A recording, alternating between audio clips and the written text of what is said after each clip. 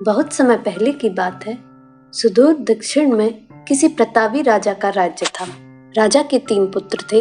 एक दिन राजा के मन में आया कि पुत्रों को कुछ ऐसी शिक्षा दी जाए कि समय आने पर वो राजकाज संभाल सके। इसी विचार के साथ राजा ने सभी पुत्रों को दरबार में बुलाया और बोला, पुत्रों, हमारे राज्य में नाशपाती का कोई वृक्ष नहीं है।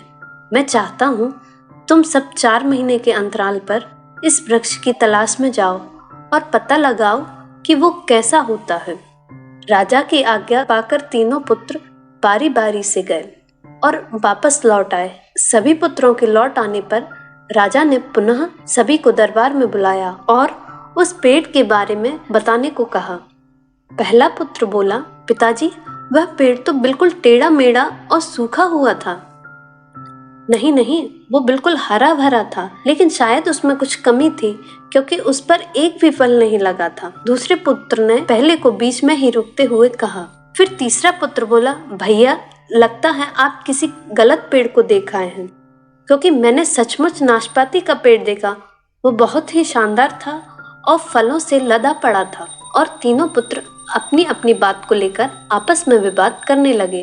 तभी राजा अपने सिंहासन से उठे और बोले, पुत्रों, तुम्हें आपस में बहस करने की कोई आवश्यकता नहीं है। दरअसल तुम तीनों ही वृक्ष का सही वर्णन कर रहे हो। मैंने जानबूझकर तुम्हें अलग अलग मौसम में वृक्ष को खोजने भेजा था और तुमने जो देखा वो उस समय के अनुसार था। मैं चाहता हूँ कि इस अनुभव के आधार पर तुम 3 बातों की गांठ बांध लो।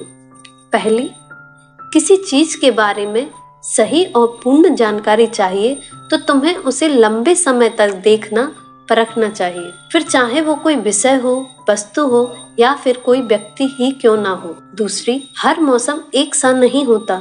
जिस प्रकार वृक्ष मौसम के अनुसार सूखता है, हरा भरा या फलों से लदा रहता है, उसी प्रकार मनुष्य के जीवन में भी उतार चढ़ाव आते रहते हैं।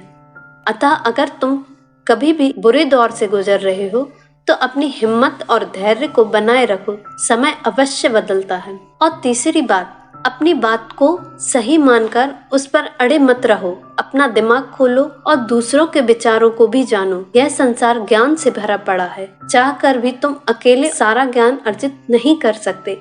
इसलिए भ्रम की स्थिति में किसी ज्ञानी व्यक्ति से सलाह लेने में संकोच मत करो। दोस्तों, यह कहानी हमें जीवन के नैतिक ज्ञान की शिक्षा देती है।